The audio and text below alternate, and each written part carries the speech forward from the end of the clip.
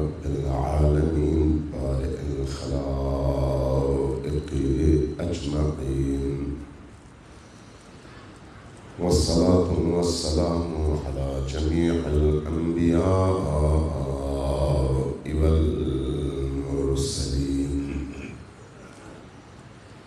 سيما من سمي في الآفاق بأحمد وفي الأرض بأبي القاسم محمد.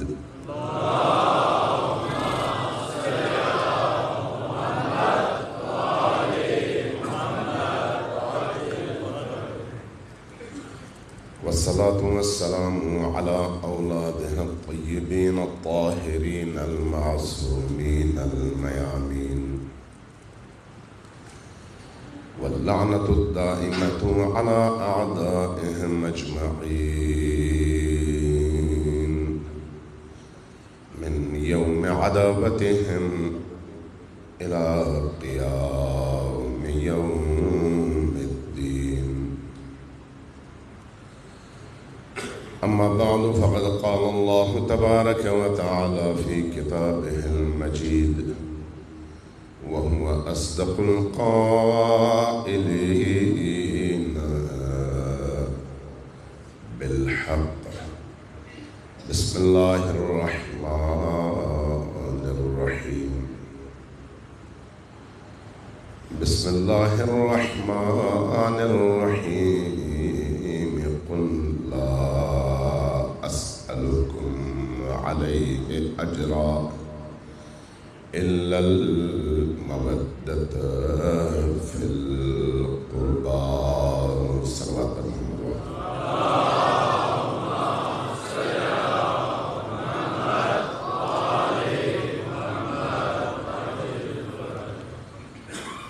سب مل کر پڑھتے ہیں.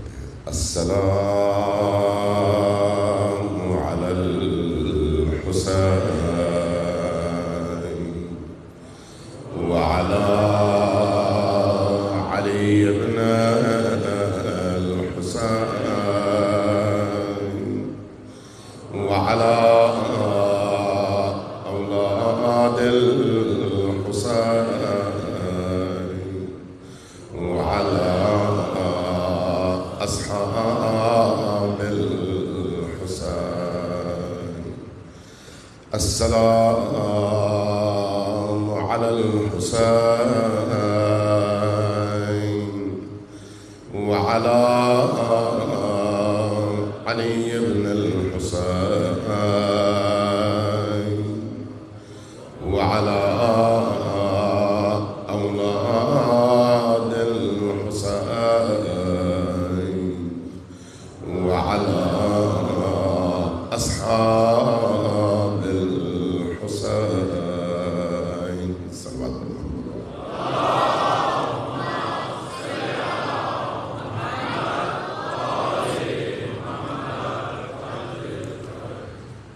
غم کے ایام ہوں یا خوشی کے ایام، جب انسان اپنے رب کے ساتھ ایک معاہدہ کرتا ہے اور رب سے کیے ہوئے اس عہد کو پورا کرتا ہے، تو اللہ تبارک و تعالی اس پر رزق اور روزی کے دروازے کھول دیتا ہے، چاہے وہ کسی خوشی کی عبادت ہو یا پھر غم اور اندوہ کی. آج شب عاشور ہے اور گزشتہ تقریباً 9 دن آپ نے سیاہ پوش ہو کر حسین ابن علی علیہ السلام کے غم کو اپنا غم سمجھ کر ان کے درد میں ڈوبنے کی کوشش کرتے ہوئے اپنا گھر، اپنا پیسہ، اپنا ٹائم، اپنا خانوادہ، اپنے سارے کام چھوڑ کر زہرا کے لال کی بارگاہ میں پرسہ دینے کی کوشش کی ہے.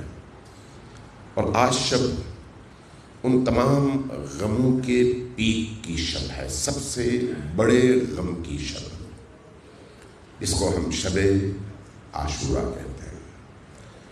شب عاشورہ کی اپنی خصوصیات ہیں.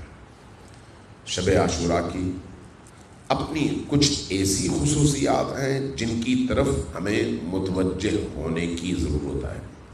جس طرح اللہ تبارک و تعالی بعض خاص زمینوں میں خصوصیات رکھتا ہے، بعض خاص زمانوں میں خصوصیات رکھتا ہے، بعض خاص مہینوں میں خصوصیات رکھتا ہے، بعض خاص لمحوں میں ایسی خصوصیات ہوتی ہیں کہ یہ خصوصیات نہ کسی اور زمین میں میسر ہیں، نہ کسی اور زمانے میں، اور نہ کسی اور لمحے یا لمحات میں. آج جمعے کا دن تھا، کل رات شب جمعہ تھی. شب جمعہ کی جو خصوصیات خصوصاً اس ہستی کے حوالے سے جس کو ہم حسین ابن علی علیہ السلام کہتے ہیں، اگر آپ احادیث میں پڑھیں تو آپ کو محسوس ہوگا کہ حسین ابن علی علیہ السلام نے اس اپنی قربانی کے نتیجے میں، آج کی اس رات کی برکتوں کے نتیجے میں، چونکہ اس رات کے دو پہلو ہیں، ایک غم کا پہلو، درد کا پہلو، تکلیف کا پہلو، عزا کا پہلو، اور دوسرا ان ہستیوں کے ایثار کا پہلو، عبودیت کا پہلو، بندگی کا پہلو، معراج کی طرف سفر کا پہلو، اللہ کی ذات میں خود کو گم کرنے کا پہلو، اللہ کی رضا کو اپنی زندگی کا ہدف بنانے کا پہلو، اور اپنی تمام تر خواہشات کو نچھاور کر کے شہدائے کربلا کا اللہ کے ارادوں اور مشیت میں ڈھلنے کا پہلو. یہ دو الگ الگ پہلو ہیں، دونوں پہلوؤں کے اپنے اپنے اثرات ہیں. تو اس اعتبار سے اس رات کو جس طرح سے شہدائے کربلا نے گزارا اور روز عاشور جس انداز میں انہوں نے اپنی زندگی کا نذرانہ اللہ کی بارگاہ میں پیش کیا، اس کے آپ نتائج دیکھ لیں کہ اللہ تبارک و تعالی نے حسین ابن علی کو باب رحمت واسعی خدا قرار دیا، یعنی باب اللہ الواسعہ کا دروازہ حسین ابن علی کہلائے. بر محمد والے محمد صلوات.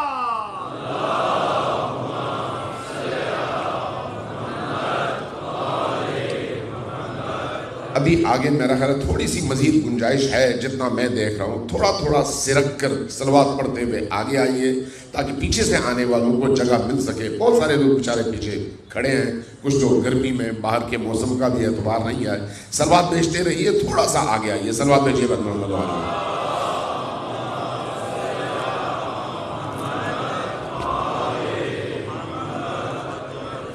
آپ کے صلوات کی آواز آپ کی جمعیت اور تعداد کے حساب سے وہ نہیں تھی جو ہونی چاہیے. وعجل فرجهم کے ساتھ اونچی آواز سے آج کی شب کا حق ادا کیجئے. اونچی آواز سے صلوات بھیجیے بر محمد والے.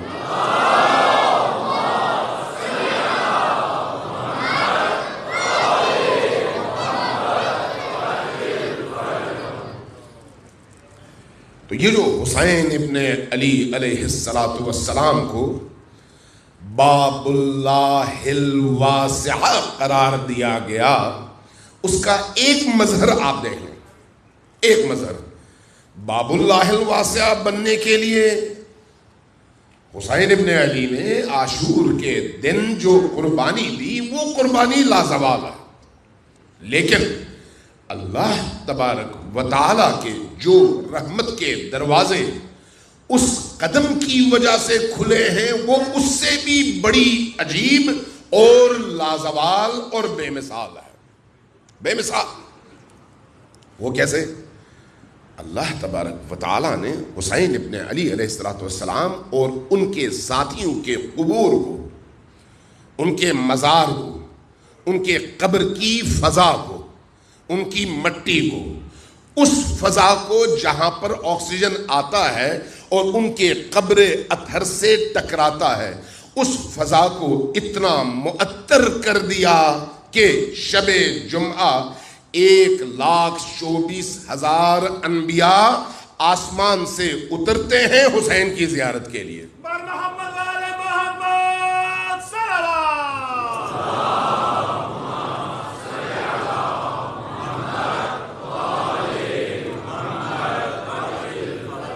وہ انبیاء ہیں، لیکن اللہ تبارک و تعالی نے ان انبیاء کے لیے بھی اپنی رحمت واسعہ کے دروازے کو حسین ابن علی کی زیارت میں قرار دے دیا۔ ذرا سوچئے، یہ کوئی چھوٹی بات تو نہیں ہے۔ 1,24,000 انبیاء اترے حسین ابن علی کی زیارت کے لیے۔ کب؟ شب جمعہ میں۔ کیوں؟ اس لیے کہ حسین ابن علی نے اس رات میں جو کام کیا اور اس کے بعد آنے والے دن اور صبح کی سورج کے طلوع ہونے کے بعد جو قدم اٹھایا وہ اتنا بڑا ہے کہ اس عالم کی تقدیر کو بدلنے کے لیے کافی ہے۔ یہ اس رات کی برکتیں ہیں تمام مخلوقات پر۔ اسی طرح جس طرح سے شب جمعہ ہے اسی طرح سے باقی اوقات ہیں۔ جس طرح سے فرض کریں مسجد کوفہ ہے، مسجد مدینہ ہے، مسجد حرام ہے یا مسجد بیت المقدس ہے، زمین ہے، لیکن زمین کا وہ ٹکڑا خاص ہے۔ باقی زمینوں کی نسبت ان زمینوں کی قدر و قیمت بھی مختلف ہے اور تاثیرات بھی مختلف ہیں۔ لہٰذا جو ایک نماز آپ اپنے گھر میں پڑھتے ہیں اس کی جگہ جب آپ مسجد نبوی میں یا مسجد حرام میں یا مسجد کوفہ میں یا مسجد بیت المقدس میں 1 رکعت پڑھتے ہیں، اس 1 رکعت کی جگہ آپ کو 1,00,000 رکعتوں کا ثواب ملتا ہے۔ کیوں؟ جگہ ایسی ہے جس میں کوئی خاص بات ہے، کوئی خاص بات ہے، یعنی انتخاب خدا ہے۔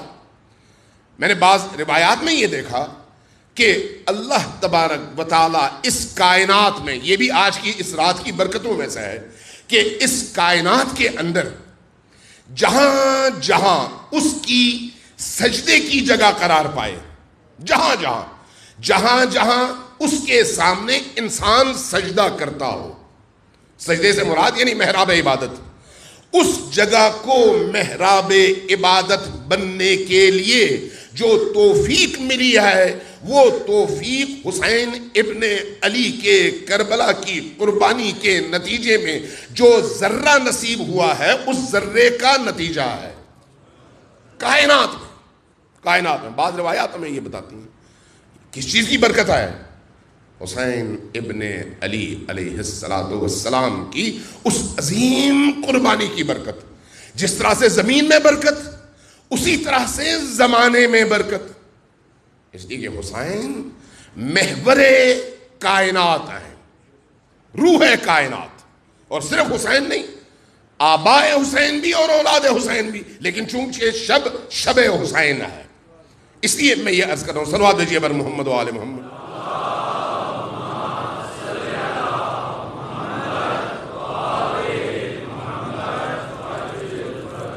یہ شب حسین ابن علی سے جڑنے کی شب ہے، جڑنے کی شب۔ یہ شب مسکرانے کی شب نہیں ہے، یہ شب گپ لگانے کی شب نہیں ہے، یہ شب ذکر کی شب ہے، فکر کی شب ہے، آنسوں کی شب ہے، اشکوں کی شب ہے، یاد اور عشق کی شب ہے، محبت اور مودت کے اظہار کی شب ہے، اور اس ہستی کے وجود میں خود کو گم کر کے خود کو بھلانے کی شب ہے۔ لیکن اس کے لیے اپنے اندر جھانکنے کی ضرورت ہے۔ ہر انسان اپنے اندر جھانک کر دیکھے کہ اس کو کتنی یہ صلاحیت نصیب ہوتی ہے۔ ہم سب اس میں شامل ہیں، آپ شاید مجھ سے بہت بہتر ہوں، لیکن ہم جیسے لوگ اس میں شامل ہیں کہ ہماری مثال اس کنویں کی طرح سے ہے جس میں آپ بادیوں نظر میں دیکھتے ہیں پانی بھرا ہوا ہے، بڑا شفاف اور صاف ستھرا پانی ہے، لیکن جب آپ باہر سے کوئی پتھر پھینکتے ہیں، 2-4 پتھر پھینکتے ہیں، تو یہ پتھر جب جا کر نیچے اس پانی کے تہ میں بیٹھ جاتے ہیں تو نیچے سے ان پتھروں کے ٹکرانے کی وجہ سے نیچے بیٹھا ہوا سارا گند اوپر اٹھ کر آ جاتا ہے۔ جب تک پتھر نہ ٹکرائے وہ گند رفتہ کنویں میں گیا ہے، چشمے میں گیا ہے، اس پانی میں، اور جانے کے بعد آہستہ آہستہ آہستہ آہستہ نیچے بیٹھتا چلا گیا اور اس کی تہ جمتی چلی گئی ہے، لیکن ہمیں خود اندازہ نہیں ہے کہ اس کی تہ میں اتنی گندگی جمی ہوئی ہے۔ آپ کے گھروں میں جو گٹر ہوتے ہیں وہاں پر بھی ایسی صورتحال ہوتی ہے، جو آپ کے دیہاتوں میں کنویں ہوتے ہیں وہاں پر بھی ایسی صورتحال ہوتی ہے، جو آپ کے نالے ہوتے ہیں جن کی بعد میں صفائی ہوتی ہے وہاں پر بھی ایسی ہی صورتحال ہوتی ہے۔ لیکن عاقل انسان اپنے معاشرے میں موجود اس طرح کے کنویں کو ہر دفعہ صاف کرتا ہے تاکہ اس میں جمنے والا اور جمع ہونے والا پانی صاف اور شفاف رہے اور گندگی سے مخلوط نہ ہو۔ انسان کا دل بھی ایسا ہی ہے، انسان کا دل بھی اسی کنویں کی طرح سے ہے۔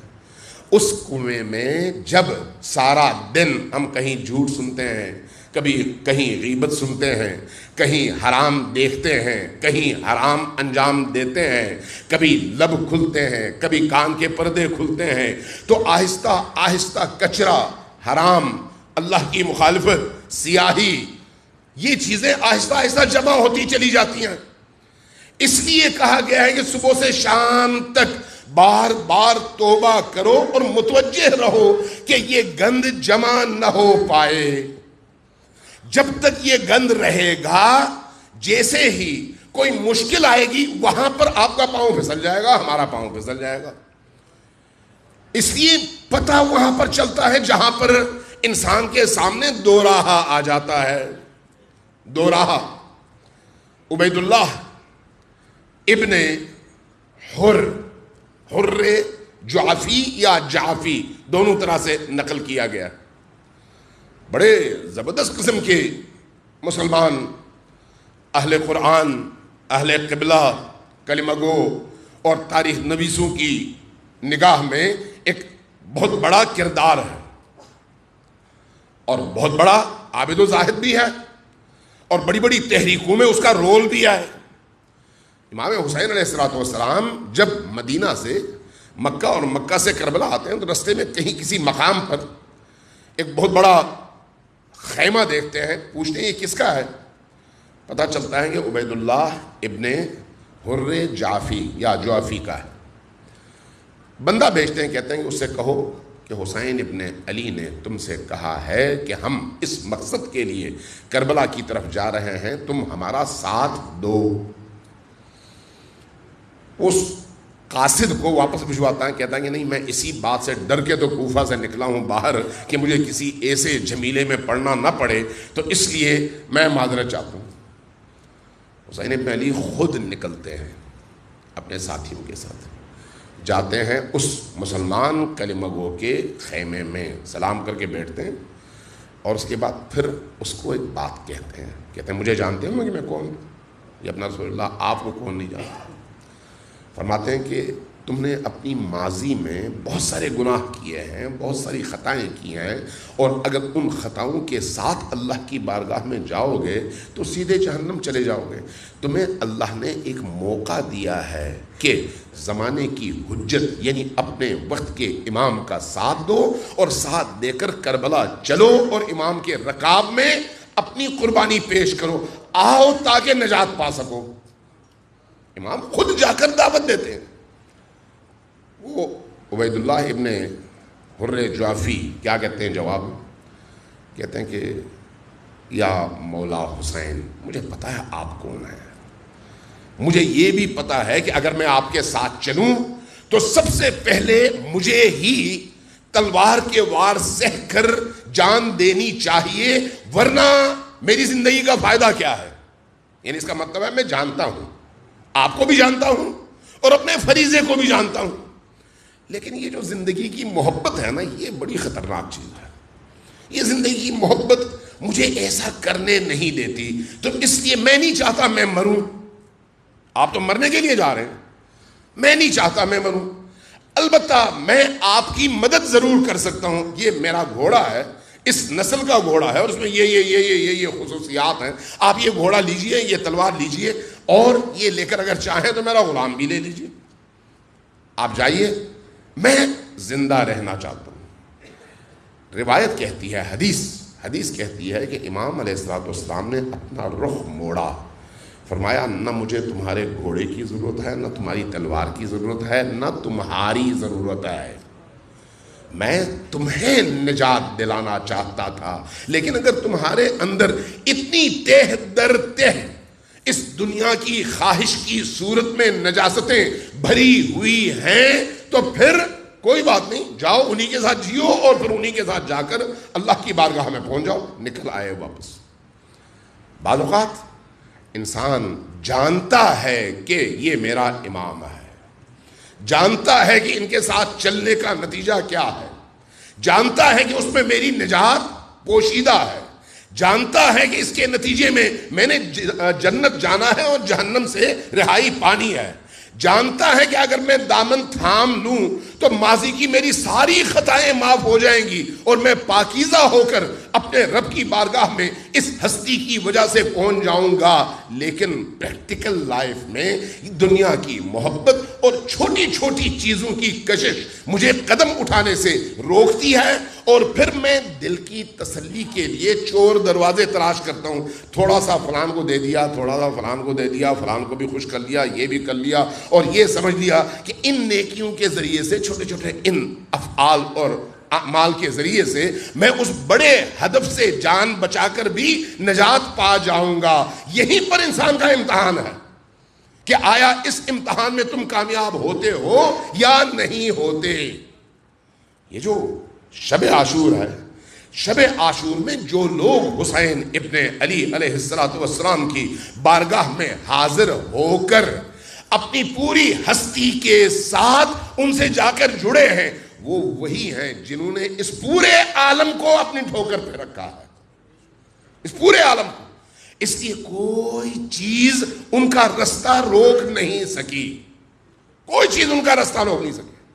میں دیکھ رہا تھا جون کے والے، جون آپ نے سنا ہے مسیحی ہیں، مسیحی تھے، مسلمان ہوئے۔ آپ نے یہ سنا ہے کہیں کہ جون کی عمر کیا تھی؟ جو حبیب ابن مظاہر کی عمر تھی وہی عمر جون کی بتائی گئی ہے، تقریباً 90 سال کے قریب۔ اچھا، ان کا رول کیا رہا؟ پہلے غلام تھے، آزاد ہوئے، اور خادم تھے، کوئی جنگجو نہیں، کوئی بہت بڑے مجاہد نہیں، خادم، اپنے آقاؤں کے، خصوصاً اہل البیت علیہ السلام کے خدمت کرنا، کہیں پر چائے بنا دی، کہیں پر بستر صاف کیا، کہیں پر درخت کاٹ دیے، کہیں پر کوئی اور بازار سے سودا صرف لے کے آئے۔ جو ایک خادم کرتا ہے یہی کام، میدان عمل میں کوئی بہت بڑا مجاہد، مبارز اور بہت بڑا جنگجو نہیں، کوئی ایسی بات نہیں تھی۔ لیکن حسین ابن علی کے ساتھ جب کربلا میں پہنچے ہیں اور عاشور کی رات آئی ہے تو اس وقت یہی جون جب جاتے ہیں امام حسین کی بارگاہ میں، عرض کرتے ہیں مولا میں اس قابل تو نہیں ہوں چونکہ میری کھال سیاہ ہے اور نہ میرے حسب نسب کا کسی کو پتہ ہے، نہ میرے والدین کا کسی کو پتہ ہے، نہ کوئی مجھے جانتا ہے، نہ مجھ میں کوئی ایسی شرافت ہے، جبکہ آپ اللہ کے نمائندے بھی ہیں، حجت بھی ہیں، رسول کے فرزند بھی ہیں، تو اس لیے آپ کہاں، آپ کا مقام کہاں، میں کہاں اور میرا مقام کہاں، تو اس لیے شاید میں آپ کے اہل نہیں ہوں، اس لیے شاید آپ مجھے چھوڑ دیں اور مجھے کل جام شہادت نوش کرنے میں وہ موقع نہ ملے۔ حسین ابن علی نے جب اس جون غلام کو دیکھا اس جذبے کے ساتھ، چونکہ نظر امام ہے، نظر ولایت ہے، انہوں نے اندر دیکھ لیا کہ انسان کیسا ہے۔ اگلے دن یہی انسان جب گھوڑے سے گر کر جام شہادت نوش کرنے لگتا ہے حسین ابن علی کی قدموں میں، تو امام کیا کرتے ہیں، جا کر اپنے رخسار اس کے خون آلود رخسار پر رکھ کر رونا شروع کر دیتے ہیں۔ مقام کیا ہے؟ وہ سب سے نچلے مقام سے ایک انسان کو اٹھا کر اس مقام تک پہنچانا جہاں پر ولی اللہ اس شخص کے رخسار سے رخسار لگا کر اس کے خون سے خود کو خونی کر کے اس کو بشارت دے کہ تم میرے ہو میں تمہارا ہوں۔ اس مقام تک آدمی کب پہنچتا ہے؟ جب اپنے کنویں کو صاف کرتا ہے، اپنے باطن کو صاف کرتا ہے، اپنے اندر کے اس کچرے کو نکالتا ہے، اس ہوس کو، ہوا کو، خواہشات کو، ان کالک اور کالی ایسی چیزوں کو جو اس کو نیچے کی طرف کھینچتی ہیں، ان چیزوں کو جب اپنے اندر سے نکال دیتا ہے۔ یہ شب وہ شب ہے کہ آپ نے 9 راتیں مسلسل گریہ کر کے اپنے آپ کو آمادہ کیا ہے کہ حسین ابن علی کے دامن سے متوسل ہو سکیں۔ یہ خود ایک پریکٹس ہے، جس طرح سے روزے ہیں، روزے کی جو پریکٹس ہم کرتے ہیں، کیا کرتے ہیں؟ روزے رکھ رکھ کر، بھوکا رہ رہ کر اپنے اندر کی اس گندگی کو صاف کرنے کی کوشش کرتے ہیں، اور انہی روزوں کی وجہ سے ہم اپنے اندر ایک روحانیت، ایک پاکیزگی، ایک نورانیت محسوس کرتے ہیں، یہاں تک کہ شب قدر آتی ہے۔ چلیں لگے ہاتھوں 2 باتیں اس حوالے سے عرض کرتا ہوں، صلوات بھیجیے پر محمد و آل محمد۔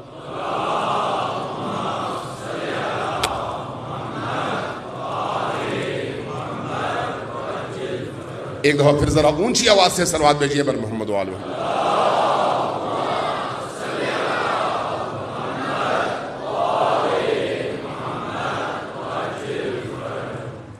جس طرح سے شب عاشور اپنی جگہ ایک بہت بڑی رحمت کی رات، نعمت کی رات ہے ان کے لیے جو اللہ تک پہنچنا چاہتے ہیں، اسی طرح سے شب قدر ہے۔ شب قدر کے حوالے سے شب قدر کیا ہے اصل میں؟ جب ہم پڑھتے ہیں قرآن کریم میں انا انزلناہ فی لیلۃ القدر، ہم نے نازل کیا کس کو؟ قرآن کو۔ کس میں؟ شب قدر میں۔ تو شب قدر کی اہمیت کس وجہ سے ہے؟ کوئی بتائے گا کس وجہ سے ہے؟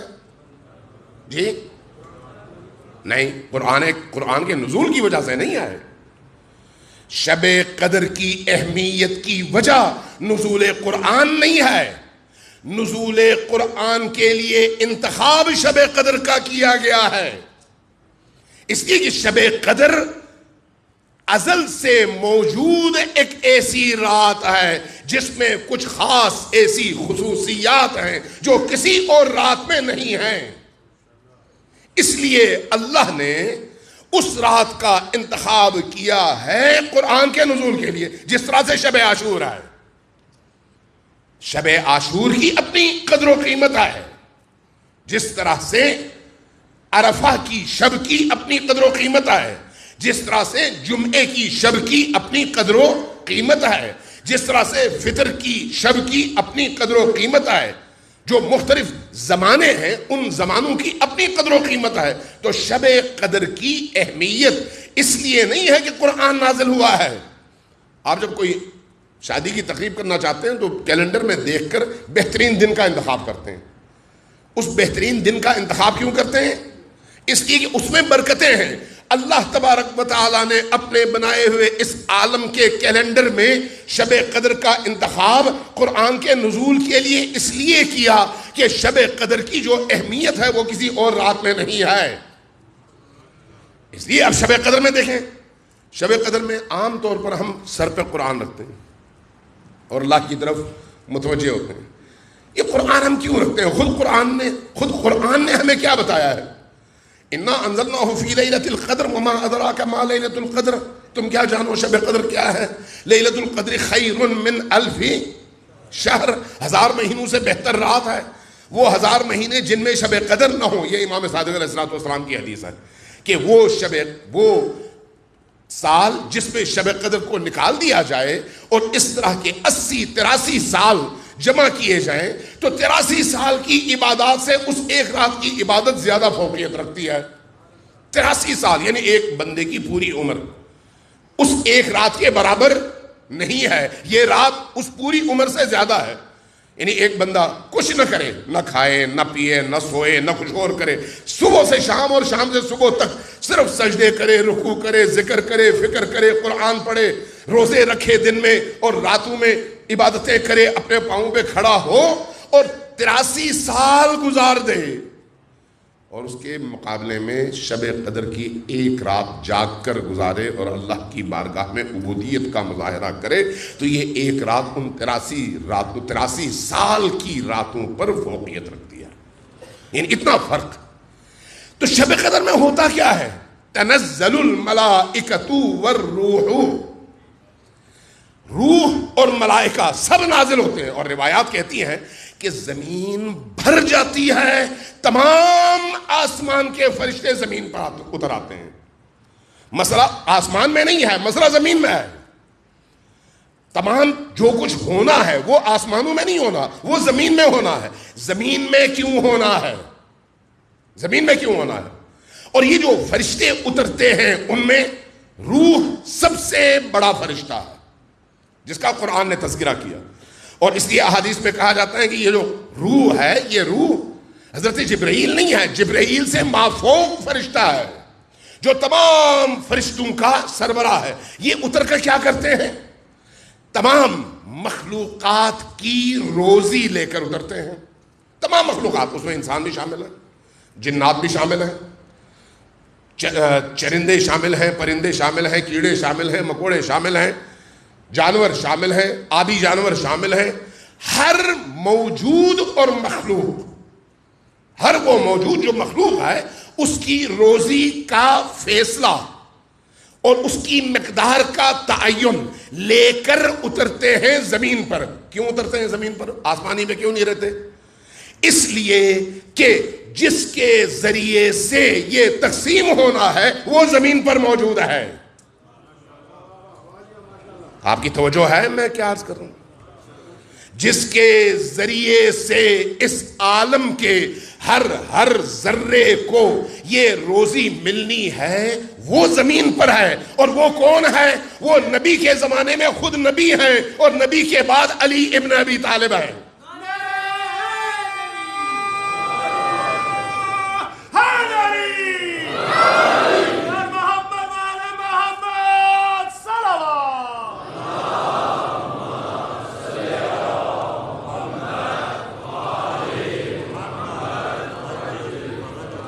اس لیے جب آپ شب قدر میں اعمال کرتے ہیں تو کیا کرتے ہیں؟ قرآن سر پر رکھتے ہیں اور زبان سے ان 14 معصومین کے نام لے لے کر ان کا واسطہ دیتے ہیں، اور ان میں سے ہر ہستی کو اللہ کی بارگاہ میں اپنا شفیع بنا کر پیش کرتے ہیں اور ان کے ذریعے سے طلب کرتے ہیں۔ تو اس وقت یہ فرشتے کس پر نازل ہو رہے ہوتے ہیں؟ جب نبی کریم سے پوچھا گیا کہ یا رسول اللہ، کیا یہ فرشتے صرف آج شب قدر آج ہے اور ان ایام میں نازل ہوتے ہیں یا ہر سال؟ فرمایا ہر سال۔ کہا آپ سے پہلے بھی؟ فرمایا ہاں۔ تو کہا صرف اولو العزم پیغمبروں کے دور میں یا پھر ہر دور میں؟ فرمایا کہ ازل سے، جس دن سے عالم خلق ہوا ہے، اس عالم کی تخلیق کے بعد یہ ضروری ہے کہ عالم میں اللہ کا نمائندہ ولی کے طور پر موجود ہو، اور اس ولی کے ذریعے سے اللہ کی دی ہوئی روزی مخلوقات میں تقسیم ہو، اس لیے کہ ولی کے بغیر کائنات قائم رہ نہیں سکتی۔ نعرہ تکبیر، نعرہ رسالت، سلیمان، نعرہ حیدری، محمد وآل محمد صلوات۔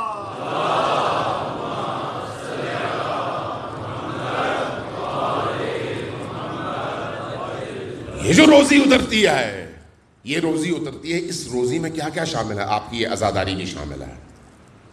عزاداری روزی ہے، رزق ہے۔ یہ جو آپ اس مسجد میں آتے ہیں یہ رزق ہے۔ مجھے یہ بتائیں، یہاں پر 2000 بندے ہوں گے، 4000 بندے ہوں گے، لیکن باقی معاشرہ کہاں ہے؟ ان کو یہ روزی کیوں میسر نہیں ہے؟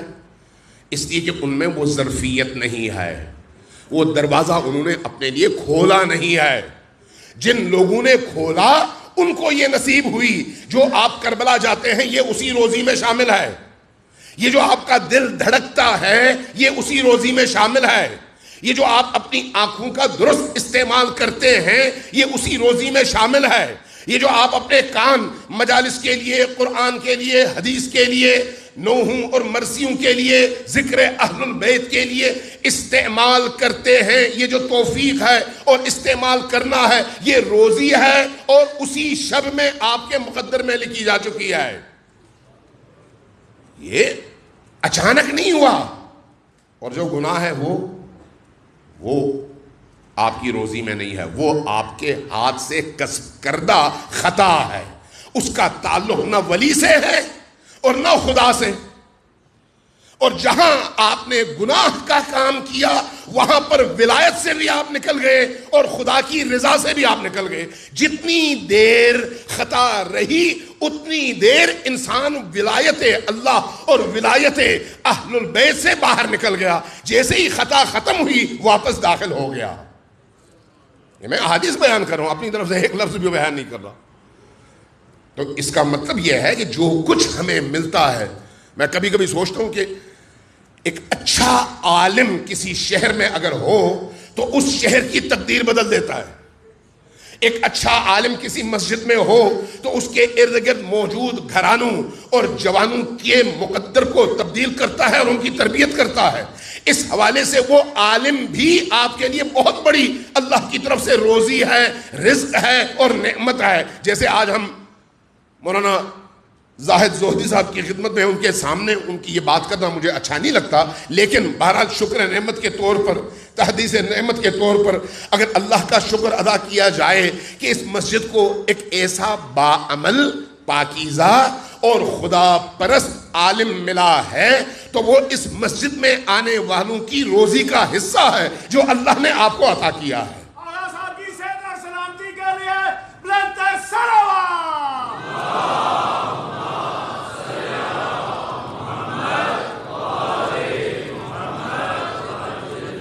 ایک اچھا ٹیچر روزی ہے اللہ کی طرف سے، ایک اچھی کتاب روزی ہے اللہ کی طرف سے، ایک اچھی گفتگو کا سننا روزی ہے اللہ کی طرف سے، ایک قرآن کی تلاوت کے لیے موقع ملنا اور ایک آیت کی تلاوت کرنا روزی ہے اللہ کی طرف سے. لیکن یہ روزی تب بڑھتی ہے جب انسان اللہ کی بتائی ہوئی کچھ شرطوں پر عمل کرتا ہے. صلوات و جبر محمد و آل محمد.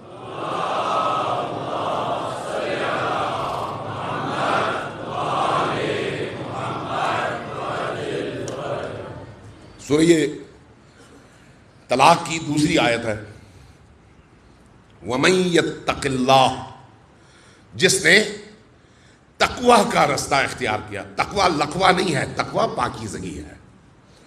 تقوی لفظ نہیں ہے، تقوی کیفیت ہے. کیفیت. جس نے تقوی کا رستہ اختیار کیا، وَمَن يَتَّقِ اللَّهِ يَجْعَل لَّهُ مَخْرَجًا، تمام مصیبتوں، مشکلات اور تمام تر چیلنجز سے نکلنے کا رستہ اللہ اس کے لیے کھول دیتا ہے.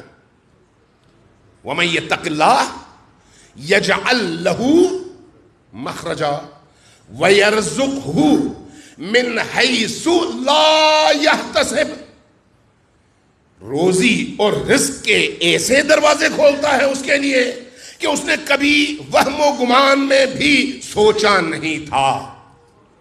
یہ اللہ کی آیت ہے، یہ اللہ کی طرف سے وعدہ ہے. وَمَن يَتَّقِ اللَّهَ، شرط کیا ہے؟ تقوی خدا، تقوی الہی، یعنی خوف خدا. اصل میں خوف خدا نہیں بلکہ اپنی بدعملیوں کے ارتکاب کا خوف، کہ اس سے انسان ڈرے، اللہ سے نہیں. اللہ کوئی ڈرنے والی چیز نہیں ہے. لیکن یہاں پر سمجھانے کے لیے کہا جاتا ہے اللہ کے عذاب سے ڈرو. اس عذاب کی وجہ تمہارا اپنا بدعمل ہونا ہے.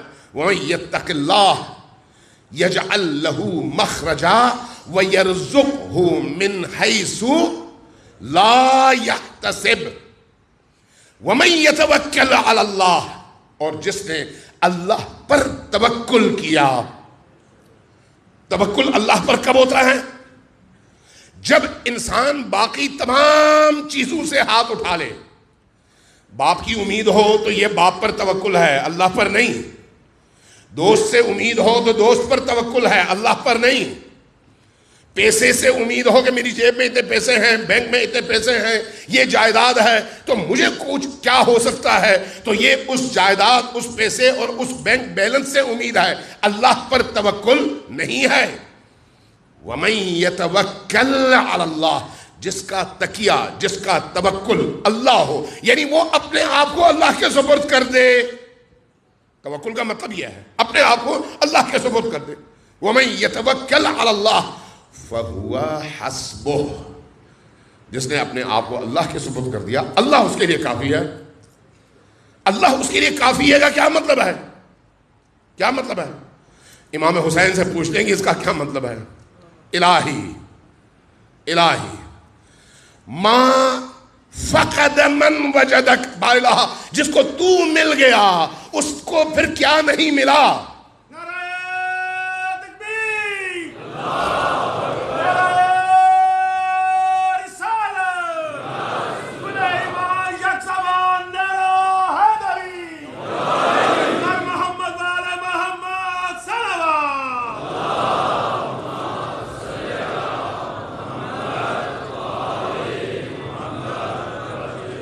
ما فقد من وجدک، جس نے تجھے پا لیا، جس کو تو مل گیا، اس نے پھر کیا کھویا؟ اس کی زندگی میں کمی کس چیز کی ہے؟ وما فقد من وما فقدک ما وجدک، وما وجد من فقدک، جس نے تجھے کھو دیا اس نے پھر پایا کیا؟ ساری دنیا مل جائے، اللہ نکل جائے زندگی سے تو اس کی زندگی گٹر ہے، کچھ اور نہیں ہے. اور اگر اللہ مل جائے اور ساری دنیا کٹ جائے تو یہ شخص چونکہ اللہ کے ساتھ ہے اس کی زندگی میں ذرہ برابر کوئی کمی نہیں ہے. یہی یہ آیت کہتی ہے وَمَن يَتَّقِ اللَّهَ يَجْعَل لَّهُ مَخْرَجًا وَمَن يَتَوَكَّلْ عَلَى اللَّهِ فَهُوَ حَسْبُهُ، جس نے اللہ پر توکل کیا اللہ اس کے لیے کافی ہے. اس لیے امام خمینی ایک دفعہ، یہ جو آیت اللہ شبیری زنجانی ہے قم میں، جو اس وقت مرجع تقلید ہے، وہ یہ نقل کرتے ہیں کہ میرے والد اور امام خمینی دونوں قم سے گئے مشہد میں. جب حرم کی طرف جا رہے تھے تو حرم کے اندر سے آیت اللہ شیخ حسن علی نخدکی، بہت بڑے عارف تھے، بہت بڑے اور صاحب تصرف شخصیت تھے، وہ نکلے تو ملاقات ہوئی. امام خمینی نے ان سے کہا کہ ہم نے سنا ہے کہ آپ کے پاس علم کیمیا ہے، کیا ہمیں دیں گے آپ؟ تو انہوں نے ان کو دیکھا، کہا کہ ہاں دے دوں گا، کوئی مسئلہ نہیں ہے، لیکن کیا سنبھال سکیں گے آپ؟ جب کہا سنبھال سکیں گے تو آیت اللہ شبیری زنجانی کہتے ہیں کہ میرے والد نے یہ واقعہ سنایا کہ امام خمینی نے فوراً کہا نہیں، اپنے بارے میں اس یقین سے میں کچھ نہیں کہہ سکتا. جیسے ہی کہا نہیں کہہ سکتا، وہ بھی سمجھ گئے کہ یہ معمولی آدمی نہیں ہے. تو کہا کہ میں علم کیمیا سے بڑی چیز نہ دوں؟ کہا کہ فرمائیں. تو فرمایا پھر یہ عمل کرو ہر نماز کے بعد، ہر نماز کے بعد. وہ عمل کیا ہے؟ کہا کہ جب بھی تمہاری نماز ختم ہو جائے اسی قبلہ رخ کیفیت میں کوئی اور کام نہ کرو، سب سے پہلے آیت الکرسی پڑھو. آیت الکرسی پڑھنے کے بعد تسبیحات حضرت زہرا سلام اللہ علیہا پڑھو. آپ شاید تسبیحات حضرت زہرا کو معمولی لیں، لیکن امام صادق علیہ السلام کی حدیث ہے اور عجیب حدیث ہے. فرمایا کہ میری نگاہ میں میری جدہ فاطمۃ الزہرا سلام اللہ علیہا کی یہ جو تسبیحات ہیں، 34 مرتبہ اللہ اکبر، 33 مرتبہ الحمدللہ، 33 مرتبہ سبحان اللہ، فرمایا کہ یہ جو تسبیحات ہیں میری نگاہ میں میری 1000 رکعت نمازوں سے اس تسبیح کی اہمیت اور فضیلت زیادہ ہے. بی بی کی عظمت میں بلند تر صلوات.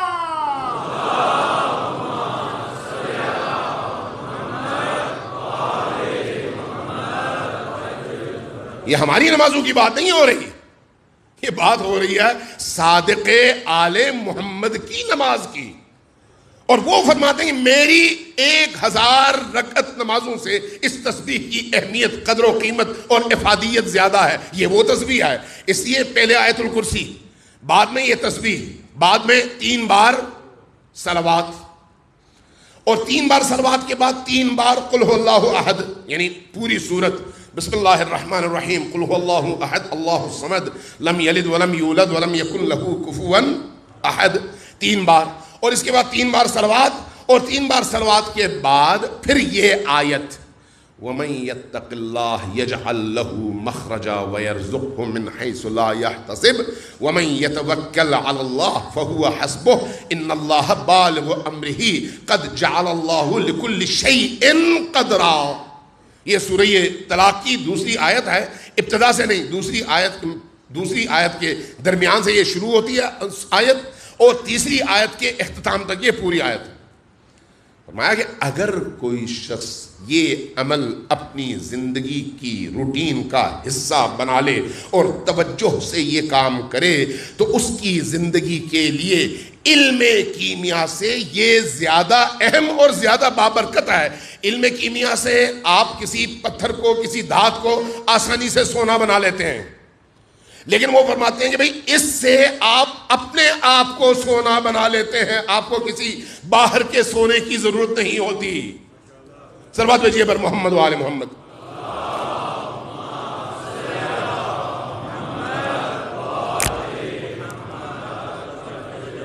تو یہ رات اس حوالے سے اگر دیکھیں تو وہ رات ہے جس میں انسان حجت خدا سے اپنی تاریں جوڑتا ہے اور حجت خدا کے ذریعے سے اس عالم پر جو رحمت کے دروازے کھل رہے ہیں ان دروازوں سے ان رحمتوں تک پہنچ سکتا ہے۔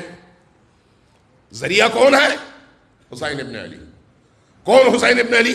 جن پر تنزل الملائکۃ والروح، تمام ملائکہ اور روح زمین پر جس حجت خدا پر اس عالم کون و مکان، عالم امکان، ممکنہ کائنات، مخلوق کائنات کی روزی لے کر جس ہستی پر نازل ہوتے رہے ہیں یہ سارے ملائکہ، وہ ہستی جس کو ہم حسین ابن علی کہتے ہیں۔ نعرہ حیدری اور محمد آل محمد صلوات۔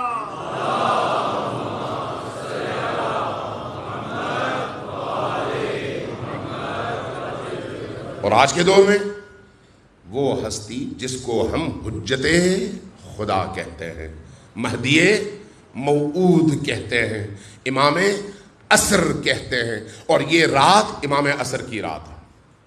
اس لیے بعض ہمارے بزرگ کہتے ہیں کہ ان راتوں میں صدقہ دیا کرو امام عصر کی نیت سے، چونکہ امام عصر ان راتوں میں بہت روتے ہیں،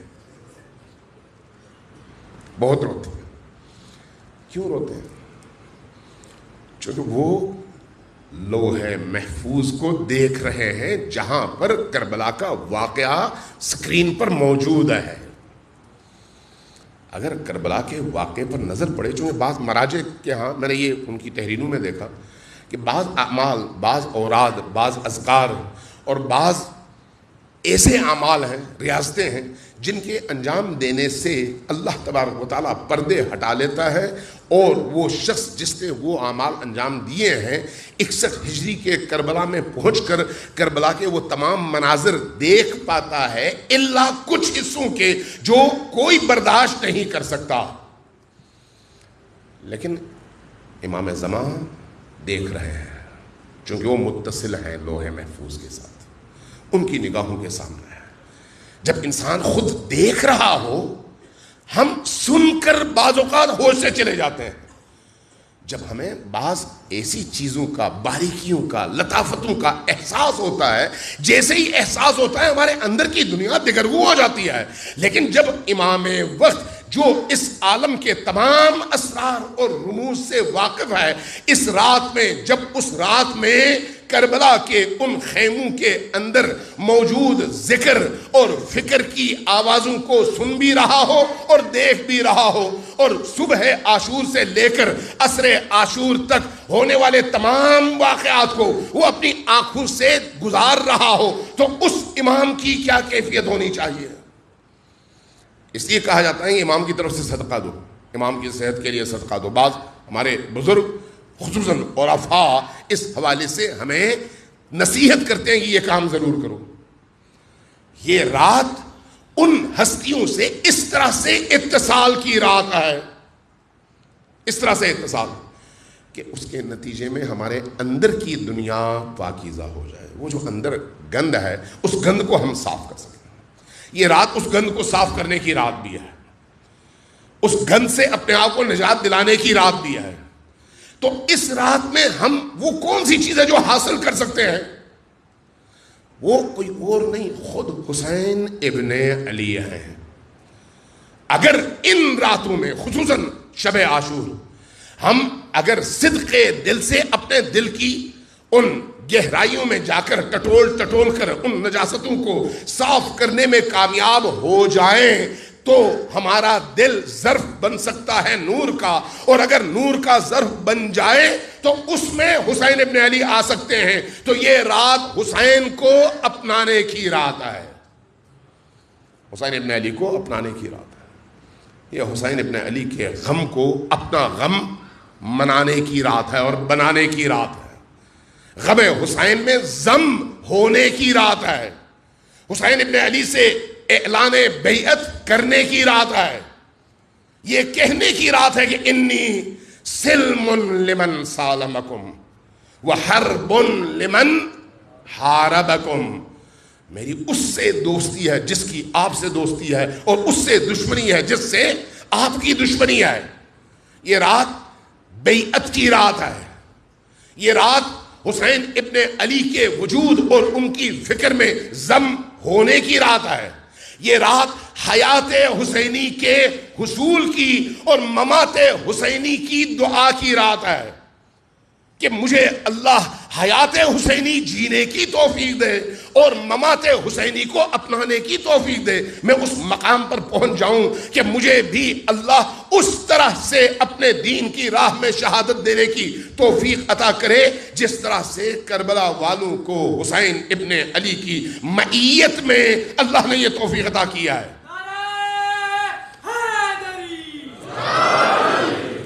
خصوصاً جوان قلوب, تازہ قلوب, نورانی قلوب.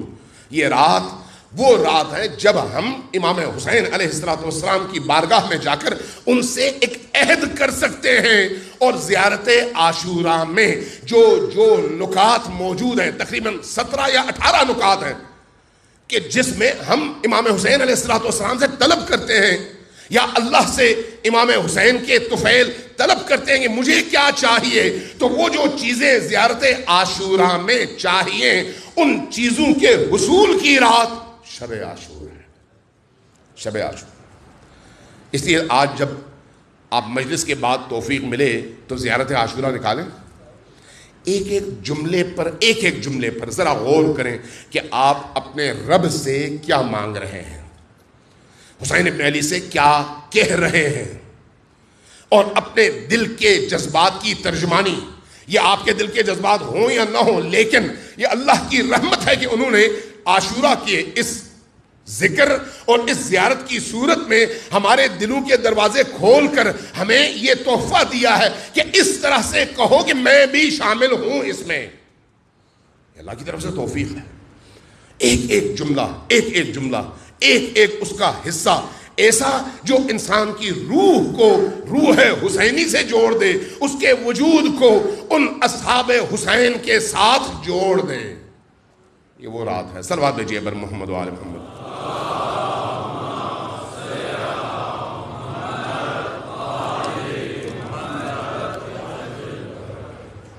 عزاداران سید الشہداء, رات بڑی عجیب ہے. درد کی رات ہے, گریے کی رات ہے. لمبے چوڑے مصائب کی ضرورت نہیں ہے آج کی رات گریہ کرنے کے لیے. صرف تھوڑا سا انسان کا ذہن کربلا کی طرف چلا جائے اور اس خیمگاہ تک پہنچ جائے جہاں پر مختلف خیمے لگے ہوئے ہیں, اور ان خیموں میں سے کوئی خیمہ زینب کبریٰ کا ہے, کوئی خیمہ حضرت رباب کا ہے, کسی خیمے میں حضرت علی اصغر رو رہے ہیں پیاس کی وجہ سے, کسی خیمے میں حضرت علی اکبر مضطرب ہیں کہ میں کس طرح سے اپنے بابا کے دین کو بچا سکوں گا. میں جب روایات پڑھ رہا تھا چاروں کے حضرت علی اکبر ہی کے حوالے سے, چونکہ مجھے جو ترتیب بتائی گئی تھی اس کے مطابق حضرت علی اکبر کی بنتی ہے. آج کل امام حسین پر انشاءاللہ تعالی گفتگو ہوگی.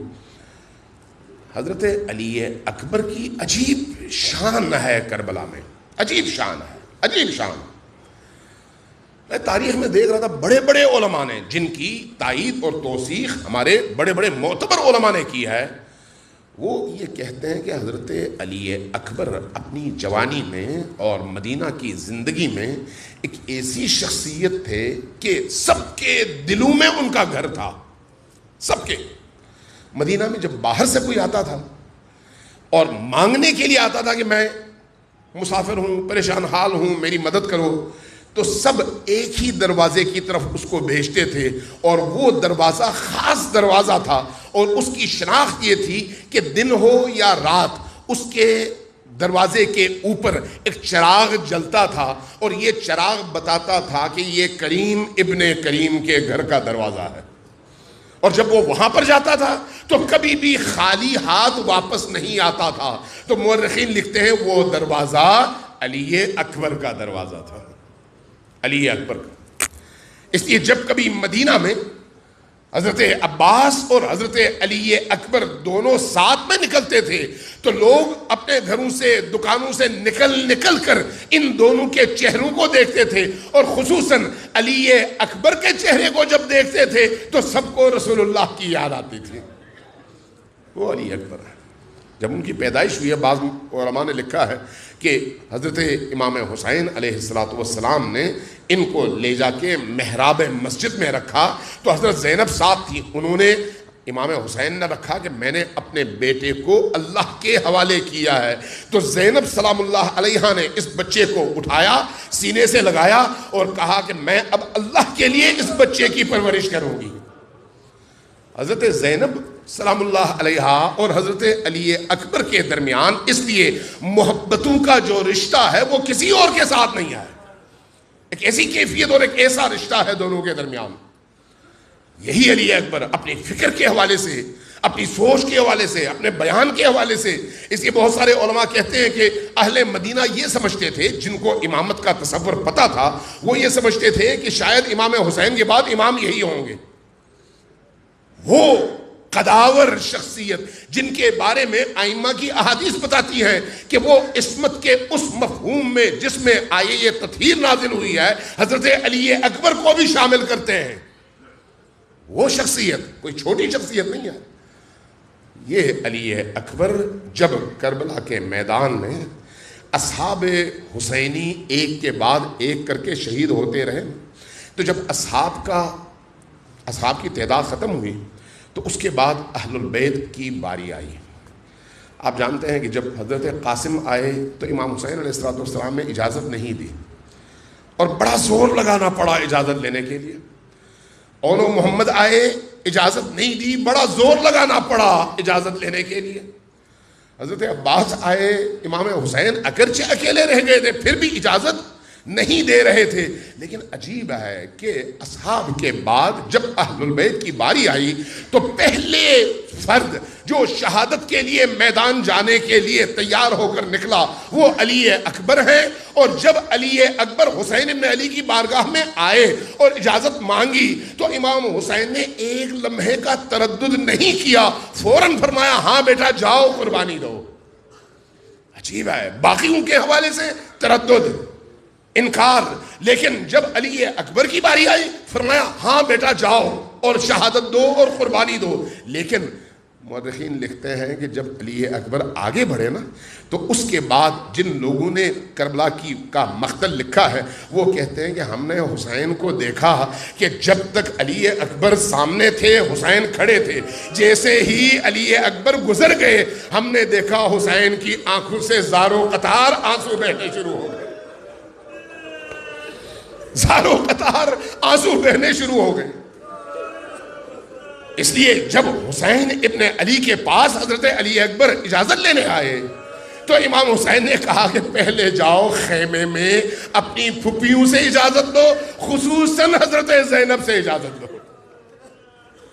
اور یہ تاریخ لکھنے والے لکھتے ہیں کہ جب علی اکبر اجازت لینے خیموں میں گئے تو ایک ایسا کوہرام برپا ہو گیا، ایک ایسا کوہرام کہ علی اکبر بار بار باہر آتے تھے، بیویاں ان کو بار بار اندر لے کر جاتی تھی، پھر باہر آتے تھے پھر اندر لے کر جاتی تھی، پھر باہر آتے تھے پھر اندر لے کر جاتی تھی.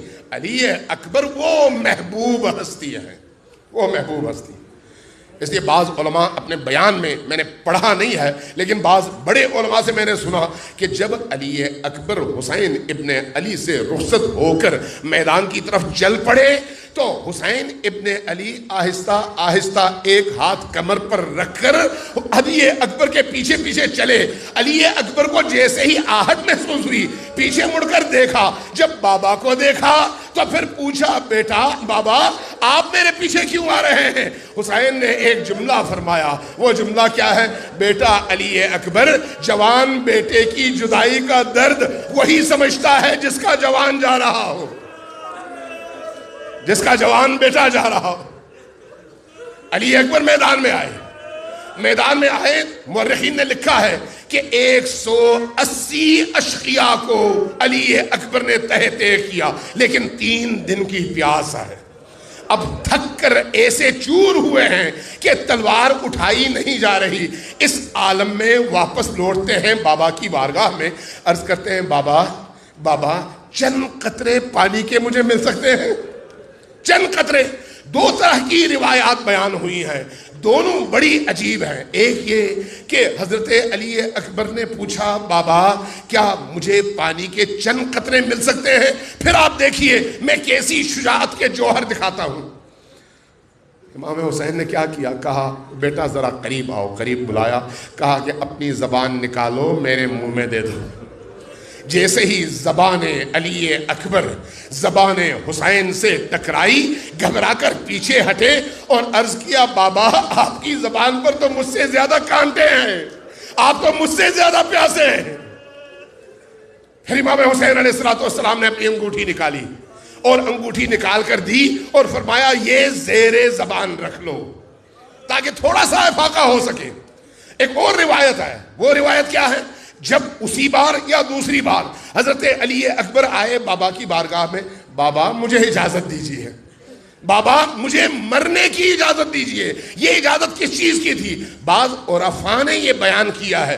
وہ کہتے ہیں کہ حضرت علی اکبر جام شہادت کے طالب تھے، اس لیے وہ تہ تیگ کرتے چلے جا رہے تھے اور جو بھی تیر آتا حسین کی نگاہوں کے نتیجے میں اس تیر کا رخ مڑ جاتا اور علی اکبر بچ جاتے. اب آئے بابا کی بارگاہ میں، بابا مجھے بچائیے نہیں، شہادت کی اجازت دیجیے، مجھے شہادت کی اجازت دیجیے. حضرت علی اکبر رخصت ہوئے، آ گئے، مزید اشقیاء کو قتل کیا. مورخین نے لکھا ہے 200 بڑے بڑے شہسواروں کو قتل کیا.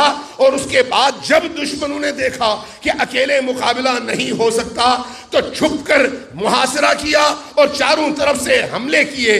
ایک ایسا بھالا، ایک ایسا نیزہ لگا، لیکن وہ کہاں سے لگا؟ پشت سے لگا، اس لیے کہ سامنے آ کر مارنے کی کسی کو ہمت نہیں تھی. اب جب پشت سے لگا تو علی اکبر سامنے جھک گئے.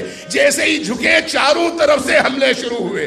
بدن تیروں سے زخمی ہے، تلواروں سے زخمی ہے، اتنا زخمی ہے کہ ایک وقت بے جان سے ہو کر گھوڑے کے اوپر یوں گر گئے کہ دونوں ہاتھ لٹک رہے ہیں. اب اس کیفیت میں ان تیروں کی وجہ سے گھوڑے کی ایک آنکھ ضائع ہو گئی ہے اور آنکھ پر خون ہے. گھوڑے کو کچھ نظر نہیں آ رہا، گھوڑا دوڑ رہا ہے اور دوڑتے ہوئے وہ لشکر کے درمیان میں چلا گیا. تو وہاں پر مورخین اور محدثین کہتے ہیں کہ اتنی تلواریں پڑی، اتنی تلواروں کے ضرب پڑے کہ حضرت علی اکبر کا بدن ٹکڑے ٹکڑے میں تقسیم ہونے لگا. اب جب نحیف اور کمزوری، خون زیادہ بہنے کی وجہ سے ایک ایسے مقام پر پہنچ گئے کہ اب ہمت نہیں رہی، تو وہاں پر بڑی نحیف آواز میں کہا یا ابتا، بابا جان اپنے بیٹے کے سرانے آئیے، بیٹا جا رہا ہے. پھر یہاں پر ایک مکالمہ ہے اور بڑا عجیب مکالمہ ہے. تمام محدثین نے نقل کیا ہے کہ حضرت علی اکبر بتانے لگے بابا جان آ کر دیکھیے رسول اللہ تشریف لائے ہیں، میرے دادا علی مرتضیٰ تشریف لائے ہیں، میری جدہ فاطمہ الزہرا تشریف لائی ہے، ان کے ہاتھ میں پانی کا گلاس ہے، آب ہے، آب کوثر ہے، اور وہ کہہ رہے ہیں کہ بابا سے کہو کہ اب وہ بھی جلدی واپس آ جائے. جب یہ بیان ہو رہا ہے حسین ابن علی پہنچتے ہیں، لیکن یہاں پر ایک عجیب منظر ہے۔ جب حسین پہنچتے ہیں حضرت علی اکبر کے سرہانے، تو کس عالم میں گھوڑے کو ایڑ لگاتے ہیں، تیزی سے آتے ہیں، لیکن ایک دھول ہے، اس دھول میں جب گھستے ہیں ایک دفعہ دیکھتے ہیں علی اکبر سامنے زمین پر پڑے ہوئے ہیں۔ اب جب سامنے دیکھتے ہیں تو مورخین لکھتے ہیں کہ حسین اترتے ہوئے انہوں نے زین استعمال نہیں کیا، بلکہ گھوڑے سے اپنے آپ کو زمین پر گرا لیا، اور گرنے کے بعد اب گھٹنوں کے بل اپنے بیٹے کی طرف جا رہے ہیں اور پکار رہے ہیں، ولدی ولدی ولدی، او میرے پیارے بیٹے، او میرے پیارے بیٹے علی اکبر، او میرے پیارے بیٹے علی اکبر، کہتے ہوئے آگے بڑھ رہے ہیں۔ لیکن جیسے ہی سرہانے پر پہنچے تو کیا دیکھا؟ زینب پہلے سے پہنچی ہوئی ہے اور علی اکبر کا سر زینب کی آغوش میں۔